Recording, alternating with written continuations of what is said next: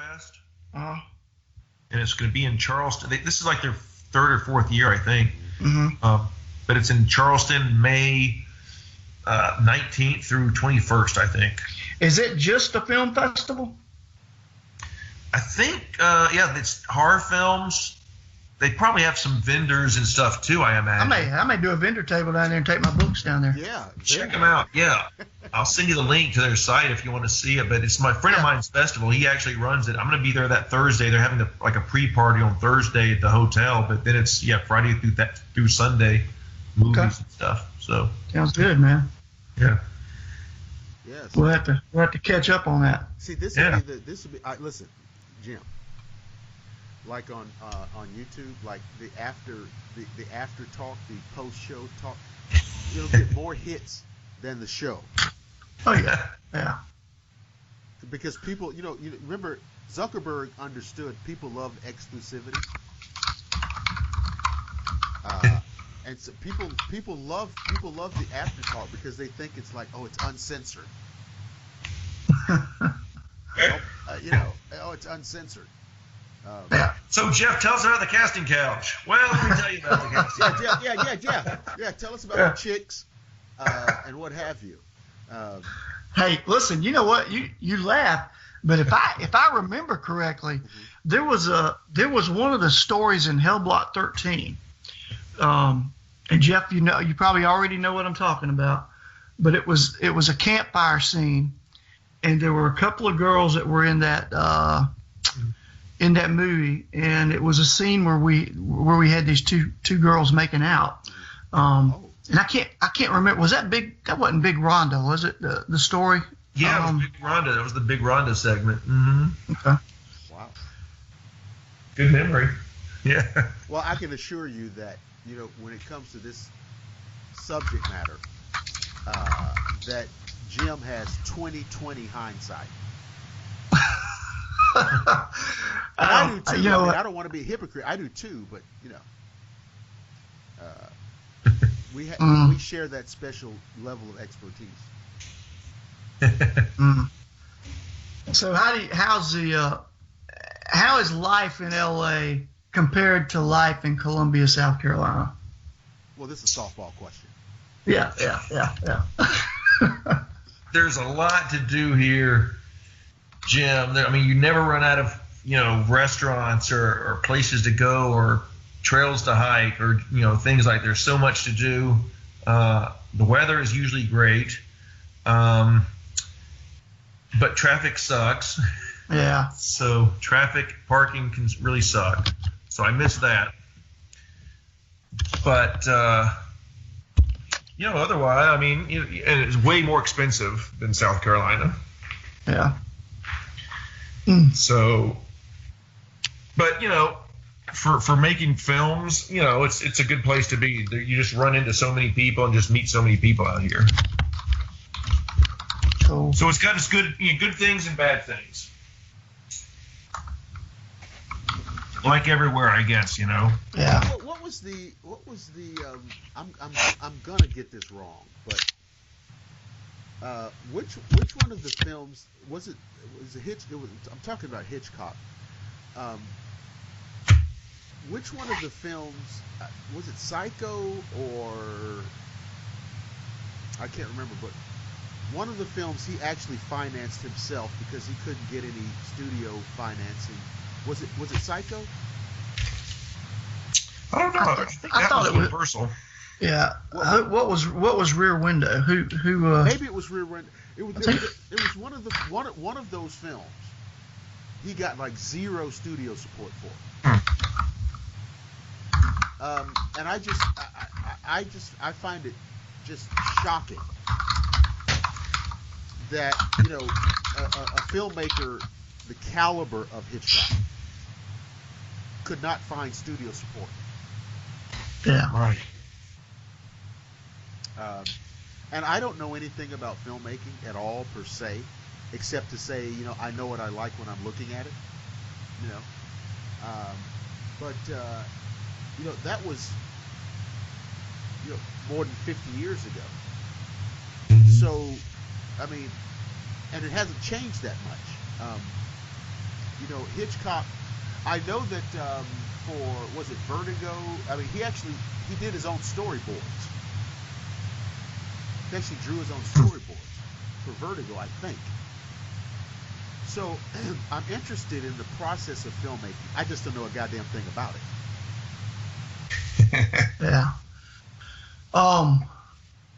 Jeff, what we've talked to I talked to Debbie Rochon recently, and I think she's going to come on the show.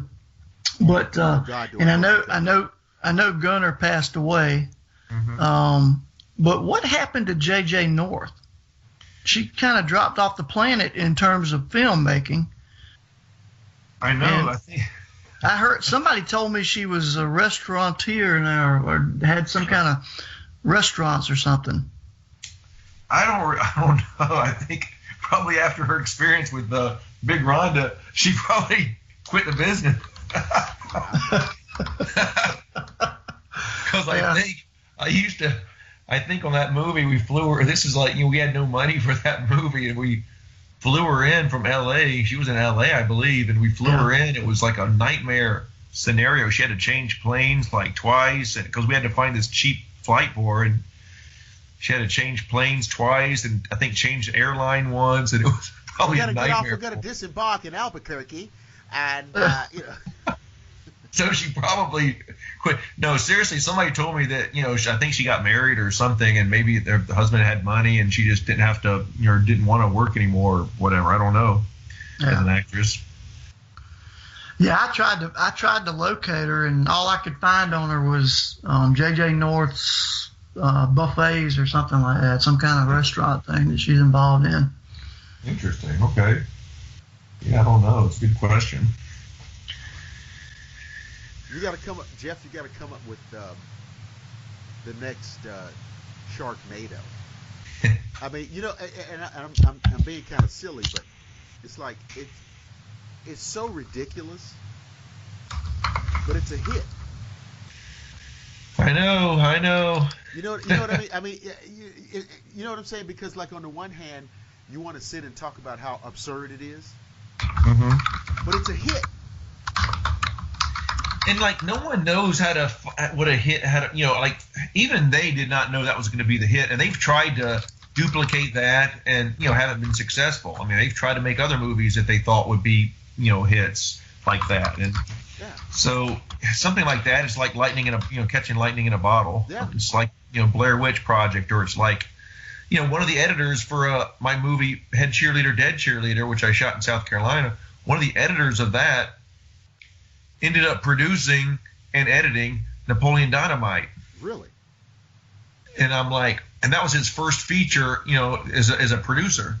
And I'm like, this guy who helped edit my movie, he was part of an editing team. He was like part of there was a editing film camp, like an Avid film camp. They would learn this editing software, and they would pay to go to Portland, Oregon, and learn this software and get a credit on a feature film. So my film was that feature film, and he was one of like 6 or 7 editors working on it. But he went and did Napoleon Dynamite just a couple years later. It's. I'm glad you gave that example, because I asked you about Sharknado, and there really is no way of knowing. I heard an interview, a very old interview. And I think this illustrates some kind of hippie writer was interviewing Jeff Garcia, the Grateful Dead. Jerry Garcia. And he was asking. This was in the mid to late '60s, and he asked Jeff Garcia about, of all things, he asked him about the Monkees. Yeah. And the question was, do the Monkees deserve to have the #1 album in the country? That was the question. And now, obviously, the reporter was asking him the question in the hopes that he would say something negative about the Monkees. Right? Mm-hmm. And I thought Jeff Garcia was very smart. Jeff Garcia said, hey, they're doing what everybody in the industry wants to do. make a hit record. Mm-hmm. And they make good records. So that's the answer to that question. You know, and I thought he was very smart, and I thought he was right. You know what I'm saying? And so, you know, Sharknado is a goofy franchise, but it's a hit. Yeah. Yeah. And, you know, if you come up with something that's goofy, who cares if it's goofy if it's a hit, right? Yeah. Yeah. I don't mind that. I mean, I wouldn't mind doing a shark, you know, something like that. I mean, I'm starting now to get into more serious, trying to do more serious horror, because I did a Paul Bunyan horror movie, for instance, that was, Wow. you know, we sold it to Sci-Fi Channel, but it's, you know, giant Paul Bunyan. He's 15 feet tall and has a big axe and he kills people, you know. But what's wrong with that? And that was kind of, you know, it was more serious than Sharknado. Sharknado is just kind of, you know, really ridiculous, but you know, it was a little bit campy, and since then, and I did, you know, my Volcano Zombies movie, which was retitled Burning Dead, but Volcano Zombies, that was going to be my Sharknado, you know, zombies shooting out of a volcano. I thought, I tell you, man, I don't know, because like I said, I don't know anything about this, but I watched that, you know, remember that Abraham Lincoln vampire thing? Sure, yeah. Okay. Somebody told me, I said, this is ridiculous. And I watched it. I said, you know what? This is entertaining as hell. Yeah. Wasn't bad. Right. So I thought to myself, you know what? There are a lot of, like, you know, real events in history that you could do something like this with. Mm-hmm. And so, and you can't be more ridiculous than this.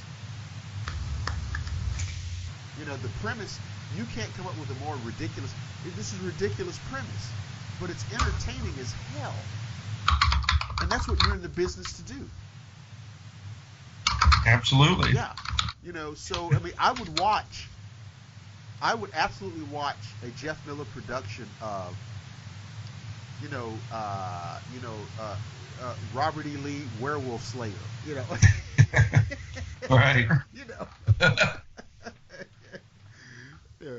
So, it sounds stupid, but, you know, Abraham Lincoln vampire killer. You know. So, they did one, FDR, American Badass, or something. No, nobody did that. I didn't see it, but they did one, yeah. Nobody did that. No. It might be werewolves. I think you might actually be fighting werewolves. I'm not sure. It's from a wheelchair. I guess I haven't seen it. He's got like a mounted wheelchair machine gun that shoots silver bullets. That would be kind of cool. You know. Oh yeah, I mean I'd watch it. Yeah. But so and it sounds so stupid, but I mean, but that's you never know. You know. So Jeff, like, what's your holy grail of like horror? You know, what do you absolutely revere? Revere for horror? Yeah. Like my favorite horror films would be like, and most of them are fairly standard. Like, you know, people always expect something like this word groundbreaking again, but like Scream, you know, Halloween, you know, Evil Dead, Texas Chainsaw Massacre. Session 9 is one I mentioned sometimes that a lot of people haven't seen. So I really like Session 9 if you haven't seen it. But I like The Purge. The Purge movies I really like. I'd love to start making, you know, bigger films like those that are, you know, a few million dollars each. So that's kind of the next level I'm trying to get to, is to make stuff like Sinister or The Purge or Conjuring, you know, stuff like that. I actually, I like The Conjuring. I like Patrick Wilson. Yeah. I think he's really good. And I met Ed Warren twice. Oh, cool. And I thought that Patrick Wilson captured the real Ed Warren as he was at that time very well. Really? Yeah, he was absolutely. It's funny to me because movies always make their, the heroes, if they're based on a real person, they always kind of glorify them and make them bigger than they really were. If you see The Conjuring 2, but the real he's Ed fixing Warren, their sink. He's fixing their plumbing. He's fixing their sinks. But that's how. But Jeff, that's how he was. Oh, really? The real Ed Warren was. That's how he was, and he was an old Navy guy. Mm-hmm. He was a World War II guy. And here's what's funny: he was a devout Catholic, but every other word out of his mouth was motherfucker. Really? Oh yeah. Oh, absolutely. Shut the fuck up. That was he was that kind of guy. He was like that. He had that antithesis about it, Mm-hmm.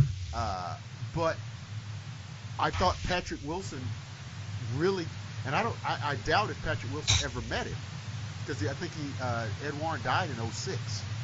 Yeah, he'd already passed away. Right. But I thought he captured him very well.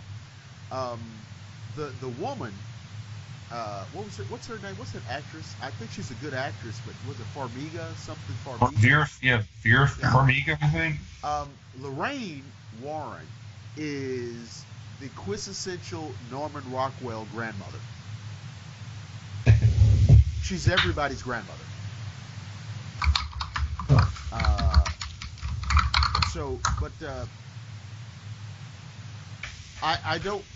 I can't speak to the relative value of the movies, but I thought Patrick Wilson really captured the real Ed Warren.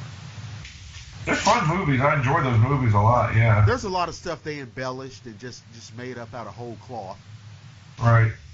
But it's Hollywood. Exactly. That happens. For example, the doll, right? The doll, the Annabelle doll. Mm-hmm. You do know in real life the Annabelle doll is a Raggedy Ann doll. Oh yeah, I'm sure they couldn't get away with that for the movie. Well, you know what Lorraine said? Lorraine Warren said that what she was afraid of, if they had shown that as it actually was, that everybody would go out and start buying Raggedy Ann dolls. And so they just changed the type of doll. Right. But I had read the story. I read the story originally when I was in high school, so I knew it was a Raggedy Ann doll. They should have used the Miss Beasley doll. Well, you mean like the Brady Bunch? No, man, the Family Affair. You don't remember? Oh yeah. Brian Keith and Sebastian. Mr. French. French. Miss Beasley. Hey man, don't listen, man. Don't. I love Sebastian Cabot and Brian Keith. I remember that TV show. What was the doll? There was some doll on the Brady Bunch though that I got it confused with. Yeah, her name was Marcia. No.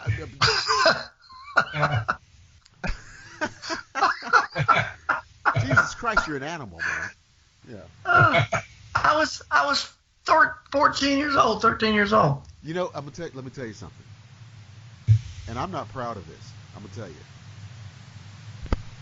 because I know she passed away recently. But Florence Henderson. Mm-hmm.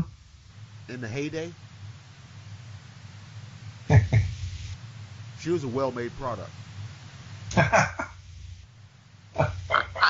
I don't remember a doll in the Brady Bunch. There was a doll, I think it was like Cindy, because Cindy was like the little girl, right? Yeah. Mm-hmm. But there was I just remember, it was Kitty Carryall.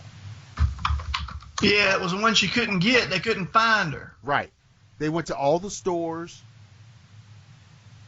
and they couldn't find. That's why I remember it. Yeah. Yeah. But when you said Family Affair, I mean, obviously I remember that show. Yeah. But Jeff, do you see what kind of diseased, irredeemable maniacs we are? Pretty much, I think. Yeah. Oh my God. True.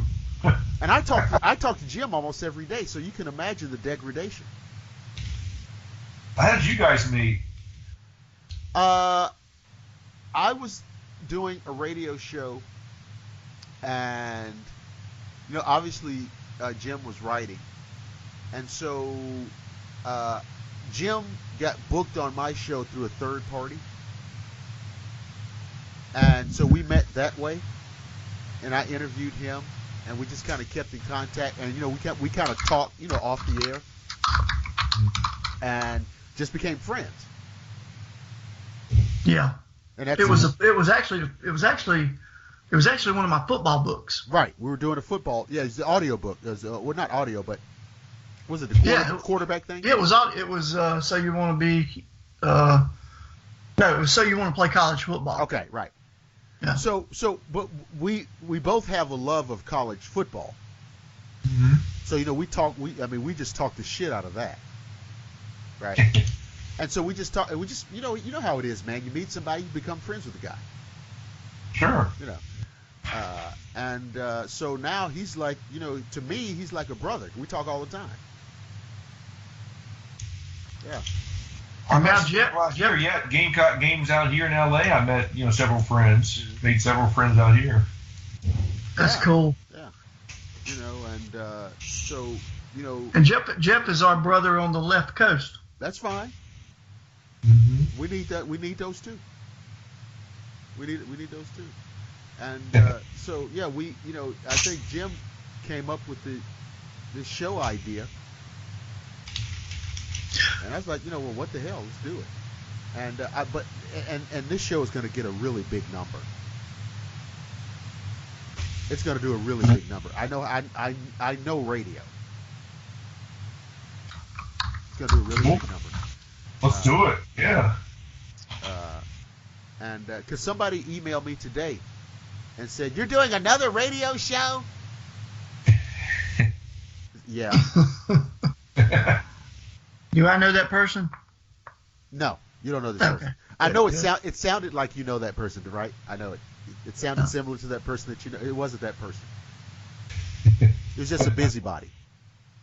All right. And they're going to listen because we'll put it out tomorrow, and they're going to listen. Well, yeah, man, Jeff, man, I appreciate you coming on, man, because like this was our first episode of this show, and we didn't know how it was going to go, and but it was very cool. Yeah. And so yeah, man, I listen. I'm not going to be a hypocrite here. I haven't seen Clowntown yet. But I will. I'll watch it over the weekend. And don't go to 123films.com. No. I'm not gonna. No, see I'm not like Jim. Man. I'm not. Hey Jim, if it says piratetorrent.com, don't go there, okay? To watch your movies. If it goes what? Well, I didn't. You know what? Listen, it may just be me being naive, but I didn't realize that 123 Movies was a pirate, because listen, I watch movies there all the time, but they're old movies. They're older movies, and since I go there a lot, I just typed in Clowntown today, and there it was. I was like, man, because I was saying to myself, I can't believe because they hardly ever have any new movies, and I was like, I can't believe Clowntown is already on here. And but yeah, you need to check that out. What I did was I googled Clowntown online 123 movies. So see, Jim would have you believe that no alarm bells went off. They didn't really. They really didn't. They really didn't. I see it right here. I see it. Oh, I see it right here. Yeah, I gotta send this. I gotta send this link to my distributor so they get this off of here. Yeah. Get a takedown notice. Hey, so see, it was fortunate that we had Jeff on tonight, or he would have never known, man. Oh my God, that is so funny. The truth is, Jim saw an opportunity to see this damn movie for free, and he couldn't pass it up. That's what I think. Yeah, that's what I think. Yeah, that's it. Wow. That's all it was. But I did enjoy the movie, Jeff. Thank you. So we'll just say that. Review, Jim. Give us a good review on IMDb or something. I'm gonna give you a good review, and I'm gonna order the movie too. Okay. Just to redeem yourself. Yeah. Hell yeah. Yeah. So. Oh my God. So yeah, man. So like this is of course our after show talk, and this will get an even bigger number than the show. So if you guys said anything in the after talk discussion that you find compromising or embarrassing, that's too damn bad. Jeff was very reserved. I was impressed. It's totally going out. It's totally going public. So you have your lawyers contact my lawyers. That way nobody gets hurt. Yeah, I know Jim wanted to talk more about the casting couch, but I just can't go there. And that was actually Will. That was actually Will that asked that question. Oh God, you lying SOB! Don't put that on me. Oh my God! Because I will say this. Now he's lying now, but I would not object to that conversation. Wait a minute. I didn't bring up the casting couch. Maybe Jeff brought it up. What? I love how roll the tape back. Roll the tape back. No, there's no roll back. No. Yeah. No. Oh my God, that's so funny. But Jeff, no man, thanks a lot, man, for doing the show, and I will have the show up tomorrow, cool. And I'll probably have like our after talk up. I don't know, Friday or Saturday. Awesome. Yeah, I appreciate it. Thanks for having me, guys. Absolutely. So, I'm sure that as soon as we get off here, Jim will start blowing my phone up. That's cool. And so, thanks a lot, man. I will hopefully talk to you again. I hope our paths cross again, man. And I appreciate it. And I'll talk to you later. Sure. Thank you. Thank you, guys. All right. Peace. I appreciate it, Jeff. All right. Good night. All right. Good night. Night.